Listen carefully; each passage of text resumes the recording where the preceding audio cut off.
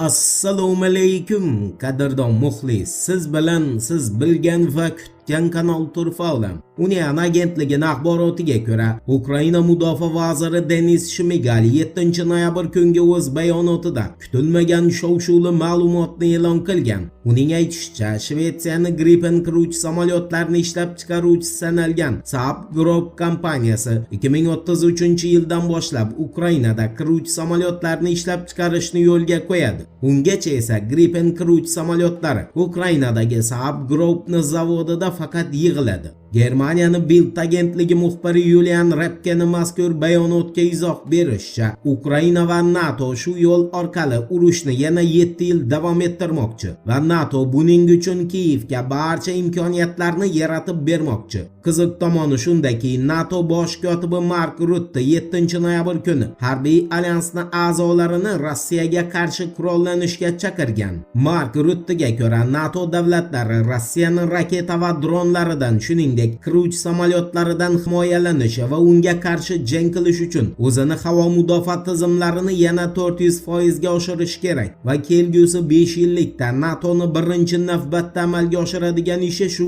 bo'ladi. To'g'rirog'i, NATO mamlakatlari bundan keyin o'zini havo mudofaa tizimlarini kuchaytirish kerak. Negaki Mark Ruttega ko'ra, Rossiya yangi raketalar sinovini amalga oshirmoqda va katta urush boshlangan paytda harbiy blok a'zolari Rossiyani havodan hujumlarini bartaraf qilishga tayyor bo'lishi shart. Eshitmaganlar uchun eslatma. Mark Rutte 7 noyabr kuni NATOning Rossiyaga qarshi qurollanish dasturiga birinchi navbatda Ruminiyani kiritgan. Mark Ruttega ko'ra, nima Ruminiya sharqiy qanotning eng muhim nuqtasi hisoblanadi va Rossiya, Finlandiya yoki Polshaga hujum qiladigan bo'lsa, unga Ruminiya orqali qarshilik ko'rsatish juda qulay. Aniqrog'i, Rossiyaga Ruminiyadan turib zarba berish qulay. Xullas, NATO Ukraina urushi bahonasida Rossiya yaqin hududlardagi o'z a'zolarini raketa va boshqa harbiy texnikalarga ko'mib tashlagan holda fantastik tahdidni bartaraf qilmoqchi.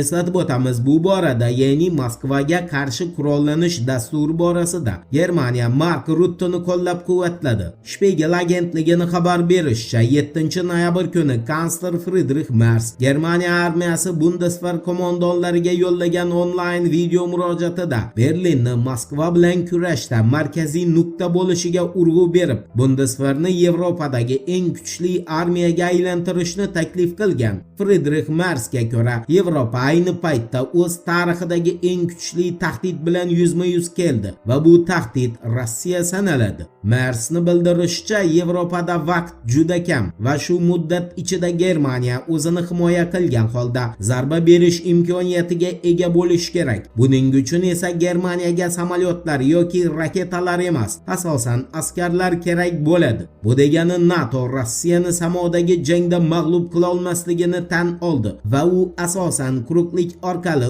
urushga tayyorgarlik boshladi degan gapdir. Endi Oq uydagi Vengriya bosh vaziri Viktor Orban va Oq uyning otasi Donald Trampning uchrashuvi haqida qisqacha so'z yuritamiz. Washington Post agentligining axborotiga ko'ra, Tramp Orbanga Vengriyaning Yevropa ittifoqi sanksiyalariga qaramay Rossiyadan neft va gaz sotib olishiga ruxsat bergan. Trampning ta'kidlashicha, Vengriyada boshqa Yevropa mamlakatlari kabi portlar yo'q va Vengriyaning Rossiyadan neft bilan gaz sotib olishdan o'zga chorasi yo'q. Shu boisdan Brusselning sanksiyalari bundan keyin Budapeshtga nisbatan amal qilmaydi. Aytgancha, Viktor Orban Tramp bilan muzokarada Ukrainaning urushdagi holatiga e'tibor qaratib, Kiyevga endi faqat va faqat mo'jiza yordam berishini bildirgan. Viktor Orbanga ko'ra, Ukraina agar qandaydir mo'jiza ro'y bersa, Rossiya bilan jangda g'alaba qozonishi mumkin. Bu gapga esa tushungan tushundi. Reuters agentligining xabar berishicha, Donald Trump 7 noyabr kuni Yevropa ittifoqining muzlatilgan aktivlari bo'yicha o'z pozitsiyasini ham o'zgartirgan va Tramp Brusselni Moskvaning muzlatilgan pullaridan 185 milliard yevroni olib Kiyevga berishiga rozilik bildirgan va endi Ursula von der Leyen boshliq Yevropa ittifoqi